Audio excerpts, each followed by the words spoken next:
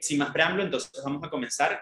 El informe se divide en 4 secciones. La primera es una sección, la sección de estructura hospitalaria, la segunda enfocada en población vulnerable, la tercera enfocada en el impacto que no estaba el año pasado y que es una incorporación nueva en este informe, está referida a condiciones de salud, tanto crónicas como no crónicas. Empezaremos por la primera sección de estructura hospitalaria en el sistema sanitario público. El monitoreo que abarca el presente informe incluye la sistematización de hechos que constituyen violación a algún estándar del derecho a la salud que haya ocurrido en algún centro de salud del sistema sanitario público. Siguiente, por favor. La particularidad de este año con respecto al primero es que aumentamos el número de hospitales que han sido registrados. En el primer año de monitoreo registramos 116 centros de salud. Este año fueron registrados 138. Todos estos son centros de salud públicos, entre hospitales, ambulatorios y establecimientos de la llamada misión académica. Este número, por supuesto, representa un aumento de 27% con respecto al primer año del monitoreo, y el aumento de centros de salud se dio en el área de hospitales. Durante 2020 fueron sistematizados 85 y durante el año 2021 fueron sistematizados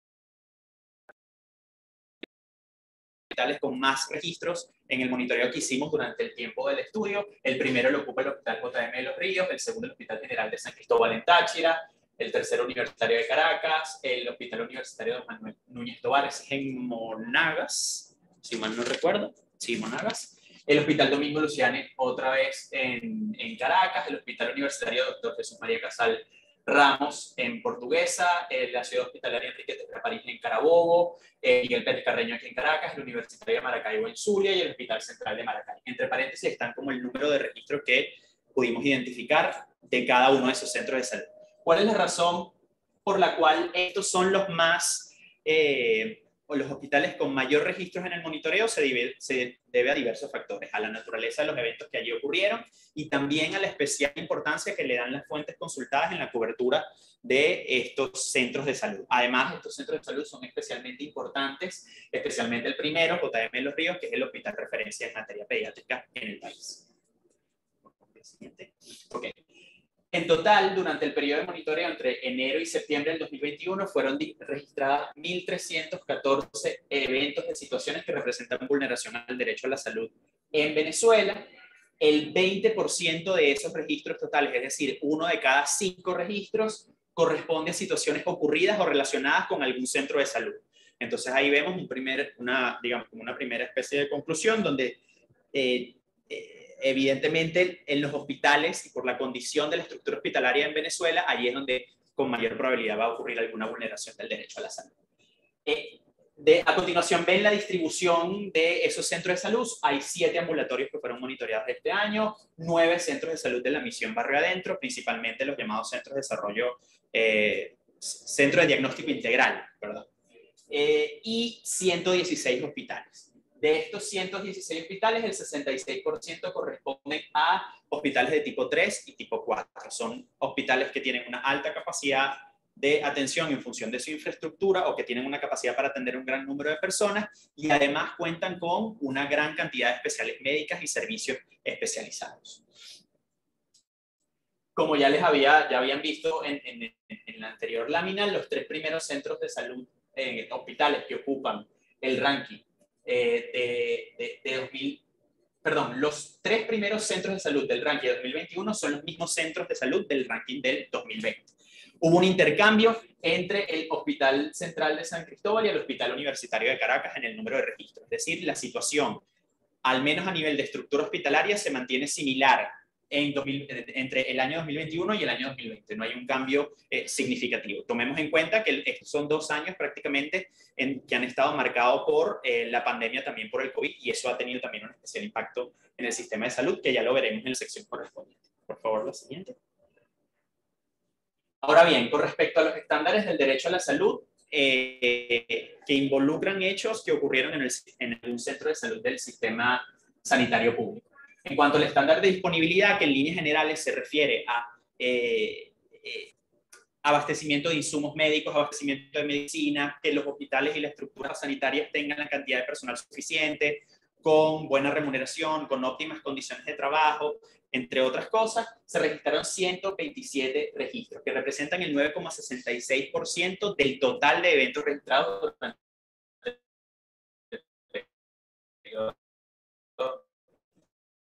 el periodo de monitoreo de una afectación al estándar de disponibilidad del derecho a la salud.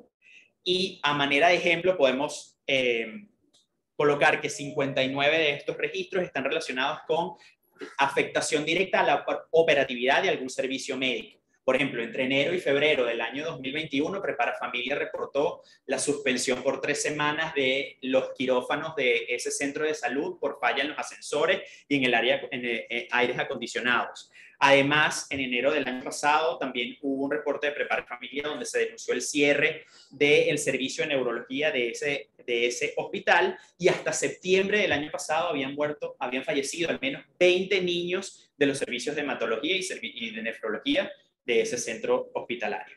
Otro ejemplo, en febrero del año pasado, el Hospital Universitario de Caracas no contaba con una unidad de cuidados intensivos. Eso, por supuesto, tiene una especial relevancia en un contexto por la pandemia, y durante el año 2021 hubo unos picos importantes en cuanto al número de casos.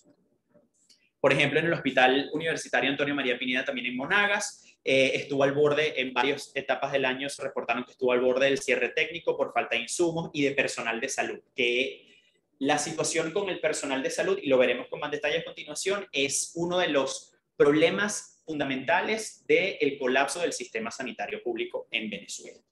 En cuanto a la accesibilidad, la observación general número 14 tiene como varias dimensiones de este estándar. Este que está aquí está referido a la accesibilidad física, que tiene que ver con la ubicación geográfica de los centros de salud, la cantidad de tiempo y kilómetros de distancia que tiene que recorrer una persona para poder llegar a ese centro de salud, o, por ejemplo, si existen medios para que la persona pueda llegar hasta ese centro de salud cuando tiene una emergencia médica. Muchísimos reportes el año pasado y también durante el primer año de monitoreo registran que hay un deficiente operatividad a nivel general en Venezuela de servicios de ambulancia. Las personas tienen que recurrir a servicios no adecuados para poder trasladar a personas que necesitan atención médica con urgencia, en camiones, en taxis, en otros tipos de vehículos particulares, o incluso deben asistir a pie recorriendo grandes distancias. Eso, por supuesto, constituye una afectación a ese estándar. Y en este apartado hay 32 registros que indican una afectación al AE. Aunque el número pueda ser a simple vista representativo, considerando el tiempo que abarca el monitoreo, cuando se analizan estos registros con detalle se puede ver la gravedad del estado de la estructura sanitaria. No hay ambulancias suficientes, no hay insumos, las personas tienen que hacer una peregrinación excesiva entre centros de salud para poder ser atendidos. Entonces eso hace que, o eso constituye, mejor dicho, una violación de este estándar.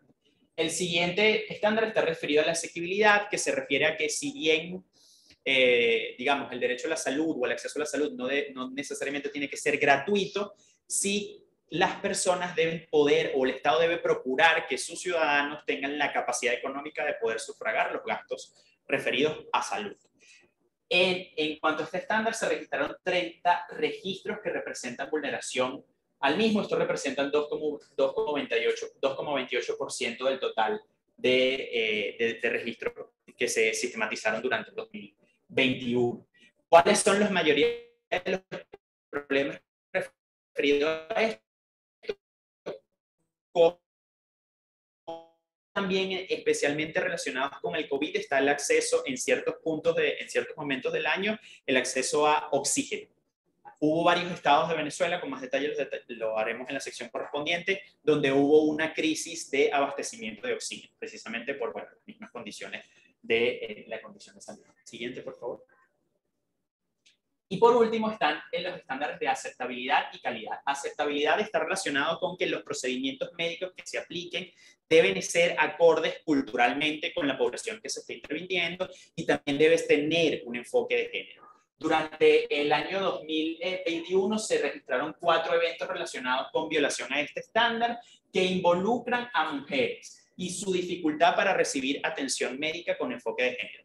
Jennifer, especialmente en la sección correspondiente, hablará de algunos hechos relacionados con mujeres que no recibieron una atención médica adecuada, especialmente mujeres en trabajo de parto, y que sufrieron unas consecuencias a su salud y a la vida de sus bebés. En cuanto a la calidad, este estándar se relaciona con que las técnicas y los tratamientos y los procedimientos médicos deben ser los más avanzados posibles, los que sean menos invasivos, los que verdaderamente repercuten positivamente en la salud integral de las personas que van a ser atendidas.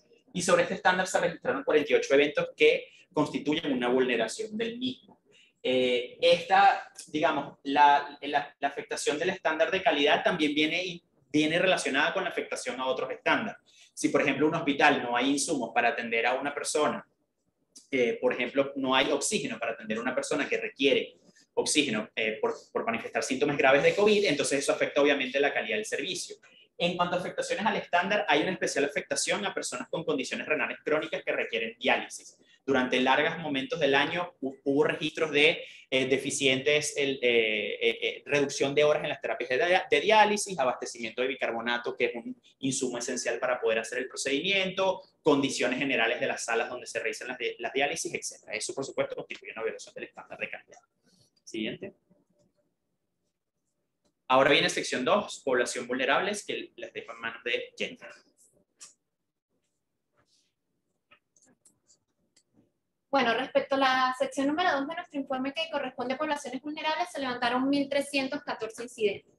Estos incidentes fueron sistematizados entre los distintos grupos que evaluamos, que fueron niños, niñas y adolescentes, mujeres, defensores de los derechos humanos, personal de salud, personas privadas de libertad, comunidades indígenas, personas con discapacidad, inmigrantes y adultos mayores. El grupo que tuvo los mayores registros fue el personal de salud, lo cual es interesante porque este es un grupo innovador que no tuvimos en cuenta en nuestro informe anterior. De este grupo se recopilaron 193 registros que representan casi el 15% del total. La mayor parte de estos registros, el 74%, responden a denuncias del gremio sobre las precarias condiciones de salud en las que laboran. Aunado a ello, el 41% son en el contexto de centros de salud del sistema sanitario público. Específicamente, los mayores índices los encontramos en el Hospital Clínico Universitario o Hospital Universitario de Caracas y en el Hospital Central de San Cristóbal, que también tuvieron los índices más altos en la sección anterior. Resulta interesante que 130 registros corresponden a las afectaciones que ocurrieron en el contexto de la pandemia por COVID-19. Y a grandes rasgos podemos identificar dos problemas esenciales. El primero, las jornadas de vacunación. A pesar de que este era un grupo prioritario, la vacunación fue desordenada, lo cual afectó principalmente a las regiones, específicamente del Tamacuro y Amazonas, y la vacunación tardía incluso 11 días después de lo que había sido planteado inicialmente. Aunado a ello, al momento cumbre de la pandemia, cuando nos encontrábamos ante el pico de casos, al personal de salud en varias oportunidades les fue negada la atención, incluso dentro de los mismos centros de salud donde laboraban. Al preguntarles a aquellas personas que les negaban el acceso, lo que manifestaban era que no había suficientes camas ni insumos para su atención. Siguiente.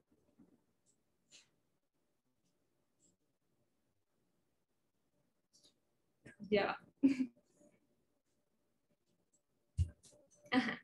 Respecto a los estándares del derecho a la salud vulnerados en el caso del personal de salud, identificamos tres principales: el estándar de disponibilidad, el estándar de asequibilidad y el estándar de calidad. Respecto al estándar de disponibilidad, encontramos 47 registros. Estos registros tienen la mayoría de las denuncias relacionadas con la falta de equipos de protección personal y las vacunas, lo cual es importante tomando en cuenta que este era el grupo que estaba frente a la atención de las personas durante la pandemia. Aquí hay un caso que resaltamos, que se encuentra en nuestro informe, es que en el ambulatorio de Acarigua, el más importante de la ciudad, el personal de salud, pese a haberlo solicitado, no tuvo el equipo de protección personal y tuvieron que protegerse con bolsas negras. En el caso del estándar de asequibilidad, tuvimos 32 registros. Aquí he venido monitoreando desde varios años, y es que el personal de salud se encuentra en las calles exigiendo mejoras salariales.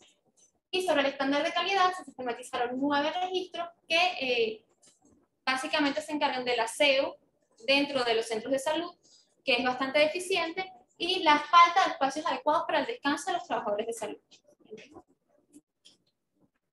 Ok, el segundo grupo con más registros es el grupo de niños, niñas y adolescentes. Con 124 registros, 9,44 del total. De este grupo, lo que mayormente se sistematizó fue las condiciones de salud, con 147 registros. Este número tan alto se explica porque por cada incidencia podríamos señalar más de una condición de salud. Dentro de este grupo, la condición que más se repitió fue la insuficiencia renal, le siguió la desnutrición con 13 casos, la infección respiratoria aguda con 12, el VIH con 6 casos y el cáncer con VIH también 6 casos. Aunado a ello, dentro de nuestro monitoreo teníamos una categoría especial denominada otros, donde íbamos señalando algunas condiciones que eran poco comunes o más epidémicas. ¿Okay? Llama la atención que en este grupo 51 registros se encontraron, pero la mayoría estaban asociadas a condiciones de salud prevenibles, como difteria, como sarampión o incluso dengue, que con vacunas y medidas como repelentes pudieran ser evitadas.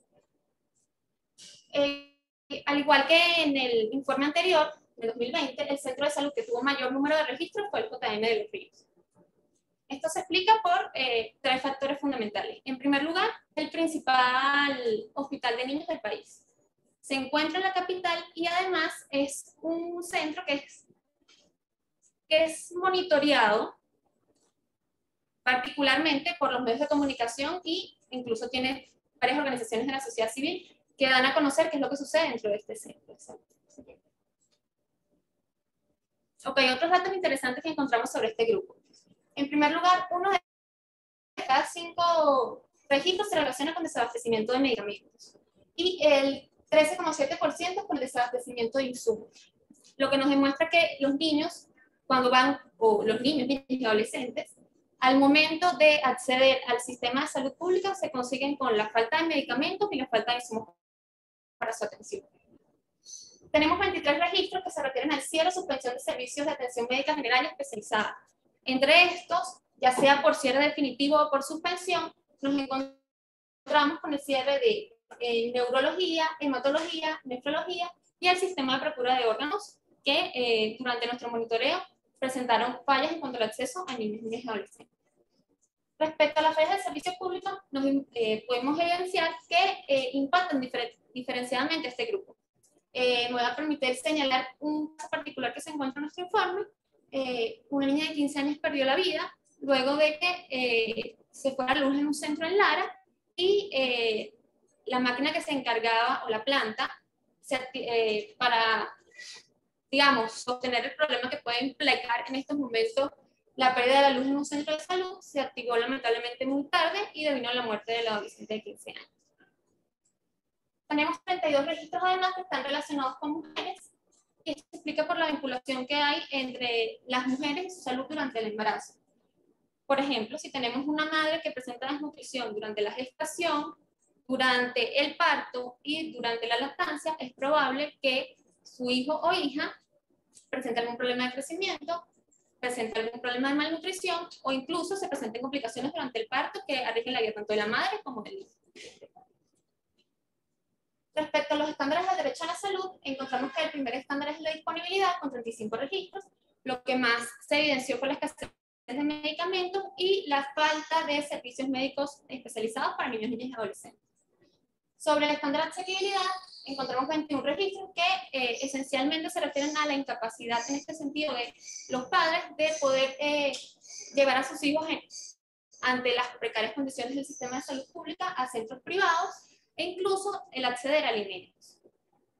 Y en el caso del estándar de accesibilidad, registraron 18 incidencias, en su mayoría asociadas a accesibilidad física, principalmente niños que viven en zonas remotas, o eventos puntuales como lo que ocurrió en la Cota 905, que las zonas aledañas, los niños que viven en las zonas aledañas no pudieron acceder a sus tratamientos de salud mientras duró el conflicto. Aquí tenemos otro ejemplo que sacamos de nuestro informe.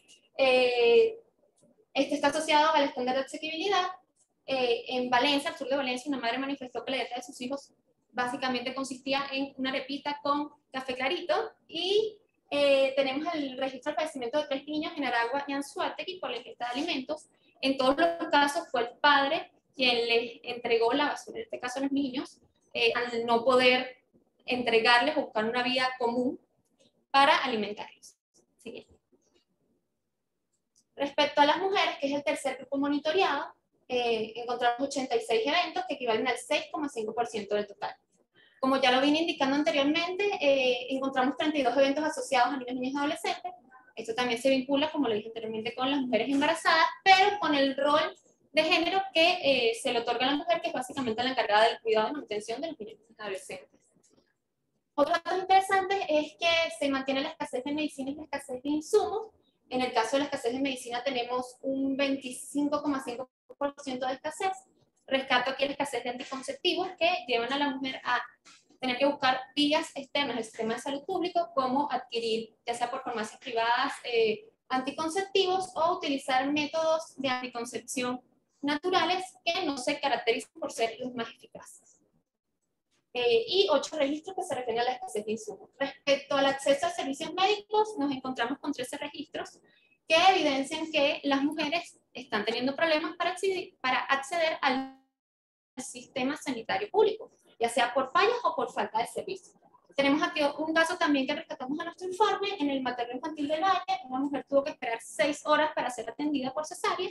La mujer, aunado a esto, fue trasladada sin el consentimiento ni de ella ni de sus familiares, y al llegar al centro que fue trasladada, falleció ella y una de las gemelas que estaba esperando.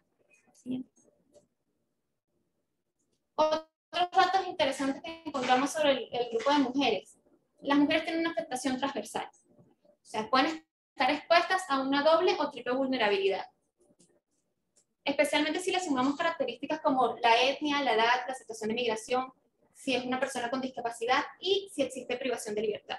Respecto a este último, este es el que obtuvimos más registros, y nos encontramos con que las mujeres privadas de libertad enfrentan 46% de fallas respecto al suministro de alimentos, 40% de fallas respecto al suministro de agua. Esto es particularmente interesante e importante porque tenemos en cuenta que las cárceles en Venezuela actualmente hay denuncias de hacinamiento. Estas mujeres requieren el agua para mantener una higiene menstrual adecuada, e incluso en nuestro monitoreo evidenciamos casos que las mujeres necesitan pagar en divisas dentro de las cárceles o centros de detención para poder acceder a toallas sanitarias. Ahora, las condiciones de salud, la desnutrición creció conforme, la desnutrición creció si lo comparamos con el informe anterior, con 8 registros. Esta no era la condición que principalmente monitoreamos en el reporte anterior, y si bien se mantiene el VIH y el cáncer como condiciones que mantuvieron altos índices, llama la atención que en un año la desnutrición llegó al punto de convertirse en la condición de salud más importante que aqueja a las mujeres. Siguiente. Ahora bien, respecto a los estándares del derecho a la salud en mujeres. El primer estándar que encontramos es el estándar de accesibilidad con 28 registros. Esto ya es interesante porque en los 2 grupos vulnerables anteriores nos encontrábamos que el estándar que tenía más vulneraciones era el de disponibilidad. Esto nos habla de que las mujeres tienen el rol delegado del cuidado y son ellas las que tienen que encargar de la alimentación del niño, en especial en el contexto de movilidad e inmigración que actualmente enfrentamos en el país. Son las mujeres quienes se encargan de mantener a los hijos y a sus hijas, incluso nietos, cuando el hombre migra. Respecto al estándar de disponibilidad, tenemos 18 registros. Lo que principalmente obtuvimos fue la escasez de medicamentos y escasez de servicios médicos disponibles, que ya lo he venido señalando. Y respecto al estándar de accesibilidad, registramos 19 incidencias. La mayoría están asociados a mujeres que tienen que trasladarse de un estado a otro para dar a luz. Específicamente tenemos aquí 2 casos, uno en Falcón y uno en Zulia, donde la mujer no llega hasta el centro de salud y termina dando a luz en la calle en condiciones poco idóneas. Siguiente, Juan.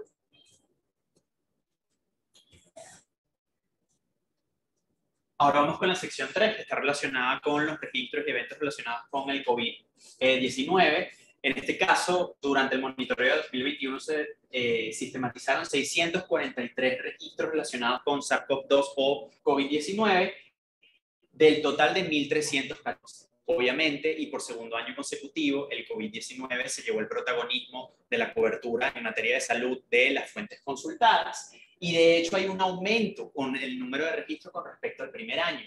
En el primer año los registros no llegaron a 560, este año hay, a 600, este año llega a 643. Hay un sensible incremento.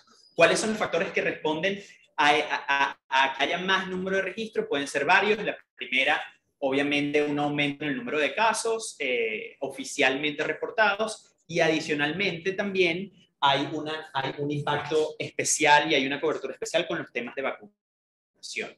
Algunos datos ya los dio Jennifer. Durante lo que ha sido el desarrollo de la pandemia y el proceso de vacunación ha sido muy irregular. No hubo una publicación de un plan de vacunación que siguiera criterios médicos. Eso fue criticado por el gremio médico, encabezado por la Academia Nacional de Medicina y otros sectores y que incluso hubo reportes, y los veremos más adelante, de discriminación política en el acceso a vacunas. Siguiente, por favor. Bueno, ya se los había adelantado, hay 643 registros relacionados con el SARS-CoV-2, representó un aumento del 15% con respecto al año 2020. En general, la distribución de los registros creo que la gráfica se cargó, pero bueno.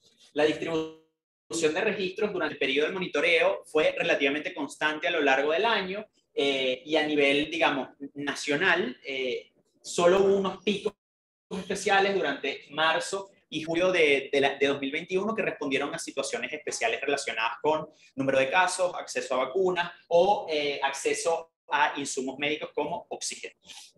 Los estados que mayor número de registros tienen relacionados con el COVID-19, quitando por supuesto aquellas noticias que indican una afectación nacional sobre este tema, están Distrito Capital 46, Carabobo con 37, Miranda con 32, Zulia con 26 y Táchira con 24. Algunas situaciones particulares entre estos estados. En el Distrito Capital, las fuentes consultadas reportaron y registraron el colapso del sistema sanitario público para poder atender a personas con COVID-19, no solamente con síntomas graves, por supuesto, sino con síntomas también leves. Y también en Distrito Capital hubo registros de críticas relacionadas con el proceso de vacunación. Pocos centros de vacunación disponibles, muy lejanos para que las personas puedan acceder. Y además hay críticas asociadas con manejo político de las vacunas. En el estado Miranda también persisten y hubo muchísimos registros relacionados con críticas al proceso de vacunación, falta de condiciones adecuadas para atender a personas con COVID-19 y crisis en el acceso al oxígeno, en este estado particularmente. Hay discriminación también en acceso a vacunas. Se les negó a las vacunas, solamente se daban prioridad a las personas que estaban registradas en el sistema Patria para acceder a vacunas. Eso fue una constante durante el año 2021, especialmente durante el auge de la vacunación. En el estado Carabobo también hubo muchísimas reseñas en las fuentes consultadas sobre el colapso del sistema de salud público para atender a personas con COVID-19. Y en el caso de este estado particularmente vulnerable, la población con VIH, la RBG y la Mavid reportaron que para junio del año pasado no había vacunado ni siquiera el 1% de las personas con VIH del estado Carabobo. Y como saben, el VIH, por ser una condición crónica de salud, debería estar este grupo entre los grupos prioritarios en el acceso, o debían haber estado en el acceso prioritario a vacunas. En el estado Táchira hubo discriminación en contra de trabajadores, sobre todo por denuncias de condiciones de centros de salud en esa entidad. Y además, eso no solamente sucedió sobre todo en Táchira, pero también en otros estados, reportes de uso del medicamento Carbativir. Una constante también en cuanto a la situación y el impacto de la pandemia en el país fue la opacidad de información. Y entre los elementos que componen esa variable está la poca divulgación de resultados científicos que tenían no solamente el medicamento Carbativir, sino las vacunas de origen cubano que se implementaron y aplicaron a algunas personas. Siguiente, por favor. Más datos que reflejan el impacto de la pandemia. Como les dije inicialmente, la vacunación tuvo un impacto notable en el número de registros de 2021. gran mayoría de las fuentes consultadas cuando inició el proceso de vacunación se centraron en cubrir cómo iba desarrollándose ese proceso. Y el monitoreo arrojó que este procedimiento tuvo una serie de retos claramente visibilizados, entre los cuales destacan dos principalmente. El primero, discriminación en el acceso a vacunas. Entre abril y julio hubo múltiples denuncias sobre el manejo político de la aplicación de vacunas. Y dos, limitación en el acceso a segundas dosis, especialmente de la segunda dosis de la vacuna Sputnik, que por criterios del gobierno nacional se aplicó o se reservó para las personas adultas mayores. En general, los hospitales con mayor número de registros relacionados con COVID-19 son el Hospital General de San Cristóbal, el Hospital Universitario de Caracas y el Universitario de los Andes, así como la Ciudad Hospitalaria de Enrique Tejera, París. 3 de estos hospitales están dentro del ranking de centros de salud con más registros. Y una particularidad importante es que si se compara el número de registros de vulneración al derecho a la salud relacionados con el COVID-19 en estos centros de salud y se compara con el ranking global, se tiene que la mayoría de eventos en esos hospitales de violación al derecho a la salud tuvieron que ver con la pandemia del COVID-19. Otra situación importante a tener en cuenta es que cuando se analiza, sigue en la siguiente lámina, cuando analizamos las violaciones de los estándares de disponibilidad y accesibilidad y se compara con vulneraciones de este mismo tipo en otros ámbitos que no tienen que ver o son ajenos a la pandemia, no se puede, digamos, al menos del monitoreo de las fuentes que nosotros consultamos, no puede concluirse que hubo un empeoramiento especial de las condiciones generales del sistema de salud público. El sistema de salud público tiene una desestructuración importante y un colapso que viene desde al menos 5 o 6 años atrás, desde el inicio de la emergencia humanitaria compleja. La llegada del COVID-19 lo que llegó a hacer fue a resaltar e incluso a manifestar la gravedad de esas vulnerabilidades que ya existían. Y bueno, por razones lógicas, si un sistema está desestructurado, no tiene capacidad de atención para la mayoría de la población que depende del sistema público de salud, por supuesto, era previsible que ante la llegada de una situación de pandemia como la del COVID-19, el sistema sanitario público no iba a tener la capacidad de atención. En cuanto a vulneraciones al estándar de disponibilidad, se dieron 107 eventos relacionados con vulneraciones de este estándar, la mayoría relacionados con poca disponibilidad de oxígeno en ciertos meses del año, de servicios médicos especiales, de acceso a vacunas, entre otros. En cuanto a la accesibilidad física, hay 70 registros relacionados con violaciones de este estándar y destacan principalmente la ubicación de centros de vacunación. Como lo ven, reafirma lo que se dijo al inicio de esta sección, de que la vacunación y la cobertura de las fuentes hacia el proceso de vacunación marcó y explican la cantidad elevada de registros sobre COVID-19. En cuanto a la accesibilidad, hay 76 registros que representan vulneración de este estándar y se centran principalmente en costos de exámenes médicos, en compra de insumos, entre los que destacan oxígeno. En ciertas partes del año hubo muchísimos medios de comunicación que reseñaron testimonios de personas que tenían que pagar miles de dólares para adquirir un concentrador de oxígeno o cientos de dólares para poder recargar una bombona de oxígeno. Y además de medicinas especiales para tratar casos graves. Otros datos relacionados con COVID-19, pasa a la siguiente lámina a ver si hay algo más allí. Okay. COVID-19 y grupos de vulnerabilidad. El monitoreo 2021 arrojó que al menos desde el reflejo de la situación en las fuentes consultadas no hubo una incidencia mayoritaria en grupos de vulnerabilidad como mujeres, niños, niñas adolescentes, etc. La única excepción a esa regla fueron las personas adultas mayores por ser un grupo especialmente de riesgo ante el COVID-19 y la segunda excepción son el personal de salud, como lo describió Jennifer. Poco acceso a equipos de protección personal, la situación de los bajos salarios que impidían transportarse o tener unas condiciones óptimas para asistir al trabajo e incluso cuando se veían contagiados por COVID-19 no recibían la atención médica adecuada. Algunas organizaciones como Médicos Unidos Venezuela reportaron que hasta junio del 2021 habían fallecido 740 trabajadores de la salud, al menos 740 trabajadores de la salud. Por supuesto, eso les hace resaltar como un grupo vulnerable en el contexto de la pandemia.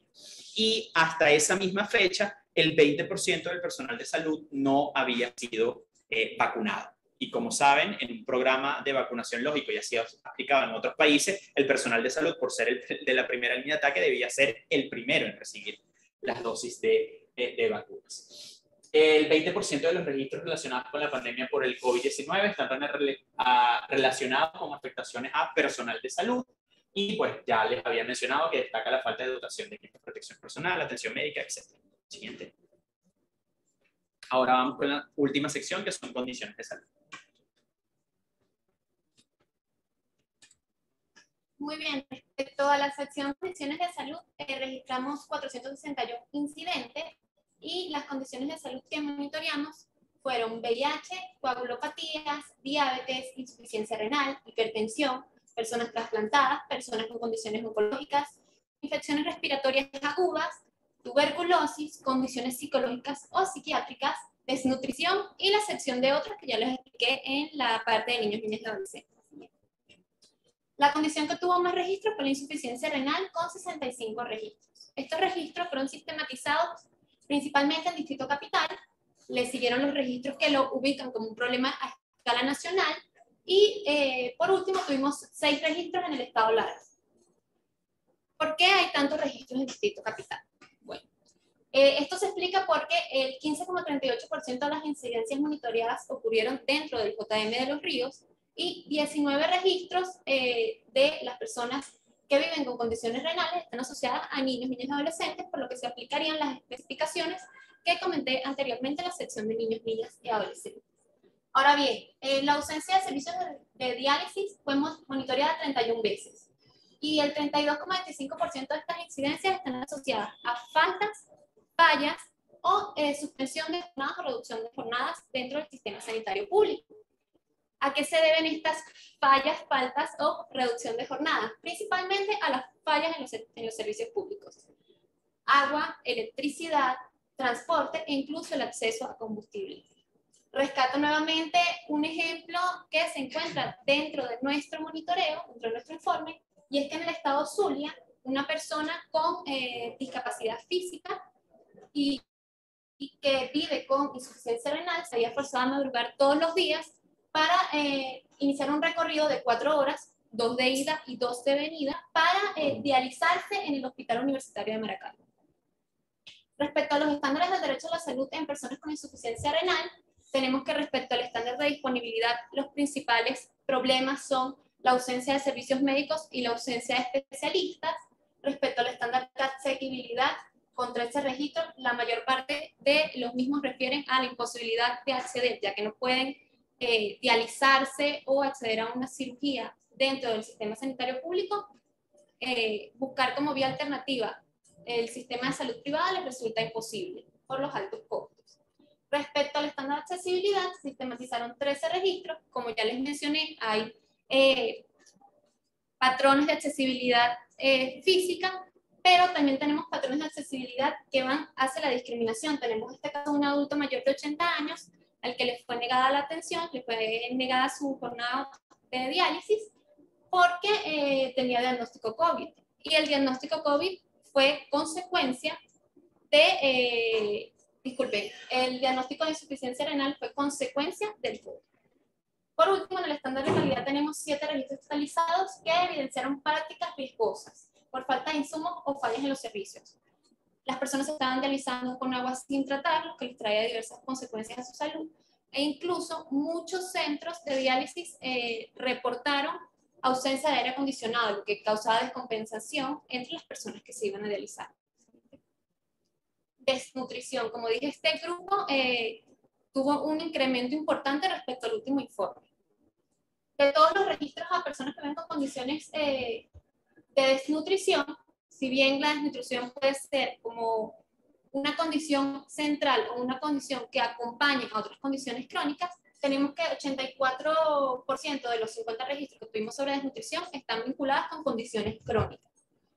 ¿Cómo repartimos eso? Tenemos 20 registros que vinculan la desnutrición con tuberculosis, 8 que la vinculan con infecciones respiratorias agudas, 7 que la vinculan con VIH y 8 que la vinculan, 5 que la vinculan con diabetes. Asimismo, registramos que las incidencias sobre desnutrición también afectan particularmente a grupos vulnerables. El grupo más afectado son las personas privadas de libertad con 24 registros, le siguen las personas de las comunidades indígenas con 13, niños, niñas y adolescentes con 13, mujeres lesicas, adultos mayores, movilidad humana, que son las personas migrantes, y las personas con discapacidad con un único registro. Otros datos importantes sobre desnutrición: obtuvimos 23 registros que lo evidencian como un problema que está asociado a la escasez de alimentos, y tuvimos 5 registros que reflejan que las personas, cuando ya presentan desnutrición, ya sea crónica, moderada o más bien una malnutrición, no tienen acceso ni a medicamentos ni a suplementos para salir de esos cuadros. Siguiente, Juan. Ahora bien, sobre los estándares del derecho a la salud en personas con desnutrición, llama la atención nuevamente que el estándar que más se registró fue el estándar de asequibilidad, con 9 registros, lo que nos dice que, pese a que era un problema que teníamos anteriormente, la falta de alimentos en los anaqueles, en este momento las personas que tienen desnutrición manifiestan que la barrera no es la falta de alimentos, sino la imposibilidad de adquirirlos. Por último, respecto al estándar de accesibilidad, tenemos 8 registros, la mayoría refieren a accesibilidad física. Propiamente nos referimos a comunidades remotas que no tienen acceso a atención médica ni medicamentos, tampoco tienen acceso a agua potable, lo que complica más los cuadros de desnutrición. Esto lo vemos más que todo en comunidades remotas indígenas, y eso explica los altos índices dentro de este grupo. Otro grupo vulnerable que también apareció en este monitoreo y que no apareció el año pasado por el número de registros son personas con VIH. Durante 2021, en el periodo de monitoreo, se sistematizaron 49 registros de eventos que representan vulneración al derecho a la salud de personas con VIH. El 47% de las incidencias monitoreadas refiere a una afectación del derecho a la salud a escala nacional de las personas con VIH. Y destacan una particularidad especial o un subgrupo vulnerable dentro de las personas con VIH, en el caso de las personas privadas de libertad que viven con VIH, que no tienen acceso a atención médica adecuada, dificultad en acceso a tratamiento antirretroviral y, por supuesto, de exámenes de control de la condición. El 33% de los registros relacionados con personas con VIH configuran una vulneración al estándar de disponibilidad del derecho a la salud. En su mayoría están referidos a disponibilidad de tratamiento antirretroviral. Se registraron eventos de escasez del tratamiento en el estado Falcón, Bolívar, Zulia y Mérida. Y además en la disponibilidad en suficiente cantidad de reactivos para realización de servicios, para la realización de exámenes médicos especializados. Principalmente 2, carga viral y CD4. Hay 11 registros que están relacionados con la vulneración del estándar de accesibilidad física. Destaca uno de estos casos es el desmantelamiento de un centro de salud en Caracas, en San Bernardino, donde personas con VIH acudían a retirar su tratamiento. Allá había una farmacia de alto costo del Seguro Social y sin previo aviso se desmanteló este centro y fue trasladado al Hospital José Gregorio Hernández, aquí en Caracas, lo que dejó, por supuesto, en situación de indefensión a las personas que retiraban y que ya estaban habituadas a retirar en la anterior ubicación. Además, se destaca, digamos, un aspecto positivo, la reactivación temporal de ciertos laboratorios públicos para la realización de carga viral CD4. Esta reactivación se debe a la cooperación técnica y a donaciones hechas por el Fondo Global contra el VIH, la tuberculosis y la malaria, que hizo una donación de reactivos que se distribuyeron en ciertos laboratorios del país, algunos en Caracas, otros en Carabobo y en otras regiones, y eso permitió que un número limitado de personas tuvieran acceso a estos exámenes. Sin embargo, ese abastecimiento no fue suficiente. Y por último, durante 2021 se identificaron 4 registros de vulneración al estándar de disponibilidad que se relacionan con mujeres con VIH y mujeres embarazadas con VIH, especialmente acceso a tratamiento antirretroviral en el caso de las mujeres embarazadas con VIH para evitar la transmisión vertical del virus. Siguiente. Ya ahorita pues pasamos con las conclusiones principales del estudio, por favor. En líneas generales, persiste el estado de deterioro del sistema sanitario público en el país durante el año 2021. Las cifras de este año siguen reflejando la precaria situación de mantenimiento que mantienen los centros hospitalarios, con una muy limitada capacidad de atención y oferta de bienes y servicios de salud con los estándares adecuados para la atención de la población. El monitoreo logró registrar 138 centros de salud en 21 estados del país, por lo que existe un patrón claro y generalizado de violación del derecho a la salud en la población venezolana con escala nacional. Los únicos 3 estados que no tienen registros de hospitales en el monitoreo de 2021 son Amazonas, Yaracuy y, ya déjenme ver aquí si lo tengo, Amazonas, Yaracuy, ahí se me olvidó el tercer estado. Bueno, ahorita se lo digo cuando ubique la punta. La segunda conclusión, el personal de salud es la población vulnerable con más registros durante el periodo de monitoreo, lo que denota el estado del sistema sanitario público. Y son un grupo vulnerable no solamente por violación al derecho a la salud, sino además por las condiciones de trabajo. Los principales problemas de este grupo son condiciones laborales precarias, bajos salarios, escasez de insumos, acceso a equipos de protección personal en el caso del COVID y falta de acceso prioritario a vacunas. Así como un alto índice de denuncias de persecución en el ejercicio de protestas por reclamar mejores derechos o por visibilizar la situación de ciertos centros de salud. Tres, los niños y adolescentes y las mujeres siguen siendo grupos vulnerables, uno de los grupos vulnerables más afectados por la emergencia humanitaria compleja. En el monitoreo de 2021, las mujeres siguen sufriendo obstáculos para acceder a bienes y servicios de salud con enfoque de género, mientras que en el caso de los niños, la mayoría de los registros están asociados a alguna condición de salud. Ya pues Jennifer les detalló en ese aspecto. Y al igual que en el monitoreo de 2020, existe una relación entre la afectación de mujeres y afectación de niños y adolescentes por las razones que ya explicamos anteriormente.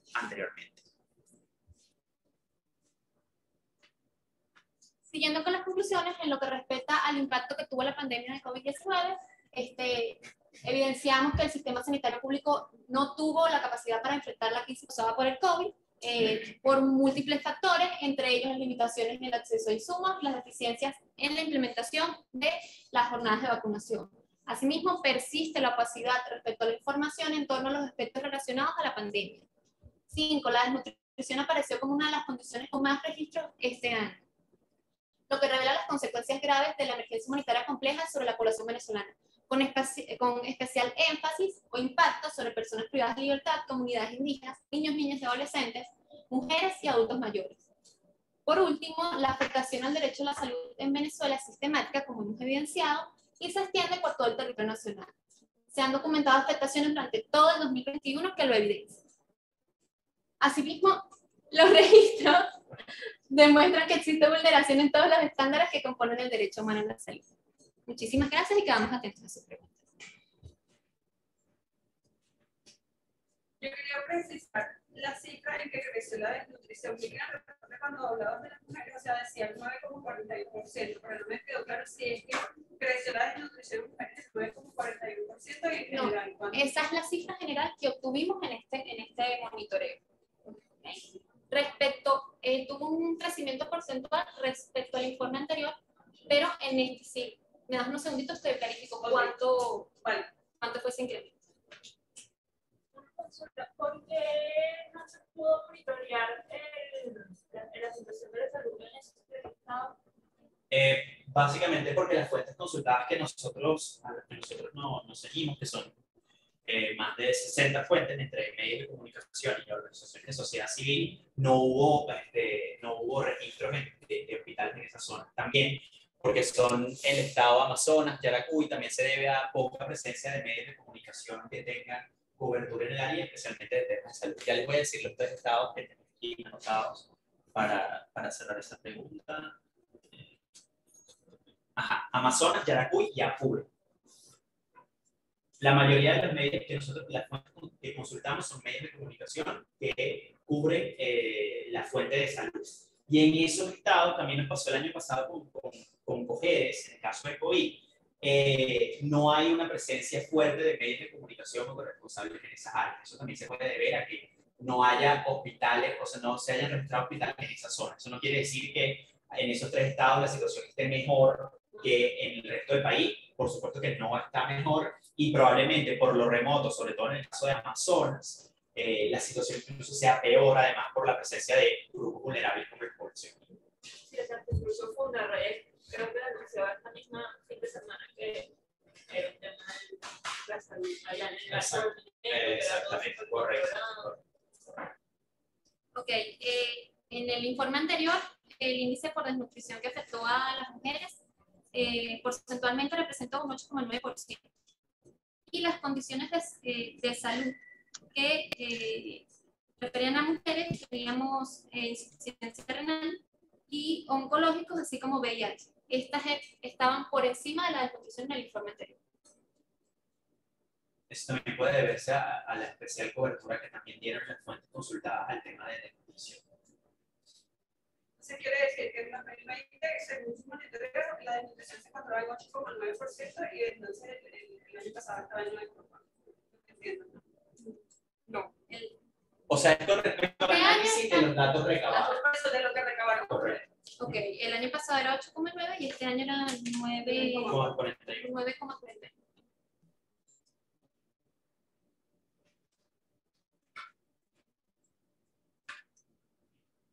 Y a partir de todo esto, ¿qué análisis hacen ustedes como organización no gubernamental sobre qué es lo más urgente que se debería hacer para dar respuesta a todas estas situaciones que han registrado en los últimos años, que han ido como agravando?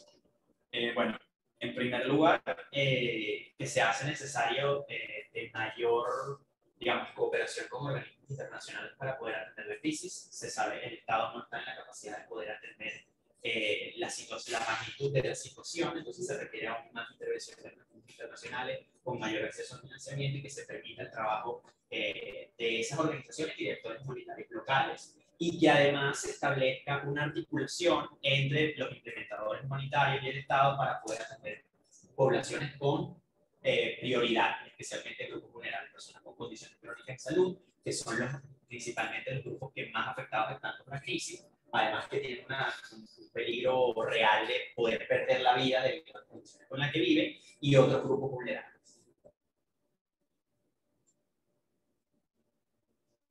¿Quieres agregar algo más? Aquí en el chat, no veo aquí preguntas. A ver, puso lo de que se identificara. No, a mí me gustaría De todas formas, intervenir un nosotros momento. vamos a llegar al informe en completo. Si es necesario que se aclare alguna cifra o algún dato con profundidad, nos pueden contactar a través de esos correos, o también en el caso que ustedes tienen contacto con María más directo, y nosotros por supuesto podemos hablar y profundizar en el tema. Ustedes hablan de mayor cooperación internacional. Hello. ¿O se está dirigiendo a otras zonas del mundo conflicto, Ucrania? ¿Hay cooperación en este momento? Sí, sí la hay. De hecho, hace mes y medio se publicó el plan de respuesta humanitaria de este año. Los retos principales que existen en cuanto a ese programa de respuesta son principalmente de financiamiento. Eso no es un problema solamente de este año, es un problema desde que se implementó el programa. El programa no está adecuadamente financiado, no está o no se evalúa en su dimensión completa la gravedad de la situación. Por ejemplo, el programa de este año, si mal no recuerdo, pretende alcanzar a 5 millones o casi 5 millones de personas. Hay muchas investigaciones que reportan que el número de personas con necesidades humanitarias es sensiblemente mayor. Por supuesto, la situación de conflicto internacional, especialmente en Ucrania, ha hecho que muchísimas, digamos, el financiamiento sea redirigido a esa zona, que está ubicada en Europa. Los mayores financistas de esos programas son Estados Unidos y Europa, y por supuesto es normal que se dé prioridad a ese conflicto armado, y además también la persistencia de otras crisis que tienen muchísimo más tiempo y con mayor profundidad que la venezolana. Entonces eso está también representando un reto para las organizaciones de sociedad civil en Venezuela y para los implementadores comunitarios, de hacer ver que o de impedir de que Venezuela sea una crisis olvidada y que siga estando en el foco de la agenda, sobre todo por la ubicación en el hemisferio, etcétera, y que puedan ser atendidas esa necesidad. Principalmente, por supuesto, un problema de financiamiento que no viene solamente este año, pero que se ha agravado por el contexto internacional.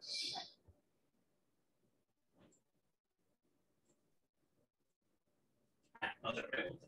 Creo que ya ni hablar. Sí. Ahí dice, que ya ni intervenir, bueno,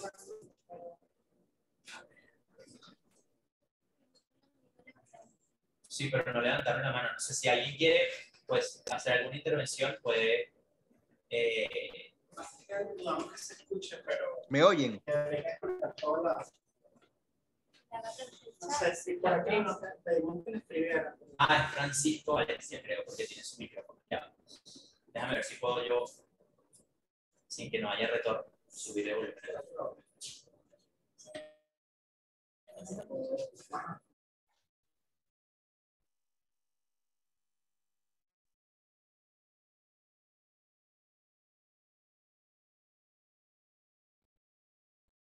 Aló.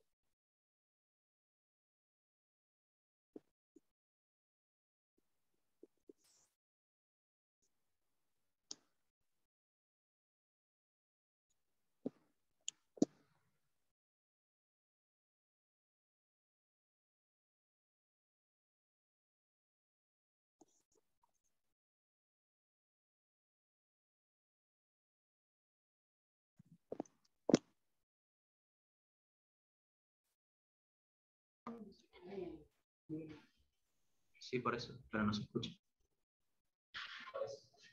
Puedes volver a intentar hablar a ver si te escuchas, Francisco, y disculpa. No, no, no te preocupes, ¿me escuchan? Sí, ahora sí, bajito, pero te escuchamos. Ah, bueno, trataré de hablar alto. No, pero es Bueno, una cuestión de nuestros equipos, no por tu voz. ok, perfecto. Bueno, ante todo, agradecido por esta invitación y ese informe. Sin duda, hay números ahí que quizás no reflejan la realidad de ciertas situaciones, como la asequibilidad, a que habían 30 reportes nada más, ¿no? Y yo creo que esto tiene que ver que muchas personas han dejado de exigir o denunciar la escasez de medicamento o el acceso a medicamento o el acceso a un centro de salud. Primero, por la situación del COVID que se desarrolló y estaba más acentuado el año pasado, y obviamente los ocupaba en otro tema. Y otro factor fundamental es obviamente que en ciertas poblaciones ya no hay ONG que puedan acompañar a estas personas a denunciar la escasez de medicamentos o la falta de acceso a algún tipo de servicios de salud. Porque obviamente es un reporte basado en denuncias a través de comunicación y a través de ONG que han trabajado. Y se puede ver bien reflejado que el hospital de niños es uno de los que más reportes tuvo durante el año pasado, porque obviamente Catherine ha hecho un trabajo extraordinario de incidencia y otras organizaciones en ese centro de salud. Pero obviamente preocupa que la población afectada haya dejado de, por alguna otra razón, de denunciar lo que es la sanitaria que aún se está viviendo y está remarcada definitivamente. Entonces, por eso cuando vi ese número de 30 reportes, me pareció muy bajo, pero hay una explicación atrás de eso. Sí, o sea, también no solamente lo que señala, sino también precisamente digamos, al sesgo que aplican o a la visión que aplican los medios de comunicación que hacen cobertura. Se le da mucha más visibilidad, por ejemplo, a centros de salud en Caracas, el JM Los Ríos, el Domingo Luciani, el Pérez Carreño, el Hospital Universitario de Caracas, porque en Caracas hay una presencia mayor y más fuerte de medios de comunicación y que cubren la salud. Y a pesar de que el número es pequeño, ciertamente lo es, cuando se ve al detalle el tipo, cuando analizamos el tipo de registros que son y además la ubicación, que no solamente su mayoría son en los estados centrales, Distrito Capital y Miranda, pero hay en varias regiones del país, entonces te das cuenta del alcance nacional del monitoreo. Por supuesto, eso no quiere decir que la situación esté mejorando o haya mejorado. Por supuesto que no, pero sí hay unos ciertos elementos que influyen en la información que arrojó el estudio, que vienen explicados por la metodología, por los sesgos y por esas razones que tú también bien señalaste. Por lo menos en el caso de nosotros que estamos llevando ahorita el tema de diálisis, ha sido una cosa remarcada, la crisis que aún, bueno, yo creo que viene desmejorando cada año, lamentablemente, de los pacientes o de las personas que reciben este tipo de terapia, que ahora no solamente se suma, que como tú lo dices bien ahí, plasmado el tema de la luz, los servicios públicos, sino ahora también se plasma el tema de suministros de medicamentos, de baja calidad, que han traído consecuencias irreversibles a las personas que reciben diálisis. Y otro factor, el mantenimiento de las máquinas, que no ha sido el correcto y ha infectado a muchos pacientes por el tratamiento que le hacen a las máquinas. Entonces, es una situación en el área, por lo menos, de las personas con insuficiencia renal, gravísima. Y obviamente perdura también. No sé si ustedes pudieron tener la oportunidad de hacer un levantamiento con las ONG que manejan el tema de condición de salud crónica, que nuevamente se empieza a reportar la escasez de medicamentos como para el cáncer de mama, para trasplante y otras condiciones de salud. Sí, nosotros hemos monitoreado informes que hayan salido de organizaciones con trabajo de salud y también, por supuesto, de medios de comunicación como Dale, buenísimo y hay que seguir reportando. Muchas gracias, Francisco. ¿Alguna otra duda, algún comentario?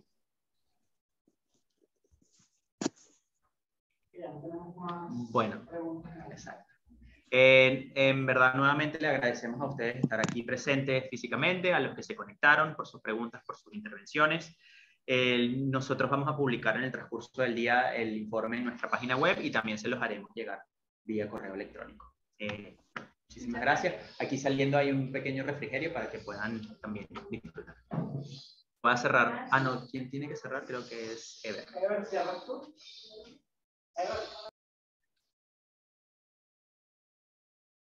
Muchas gracias.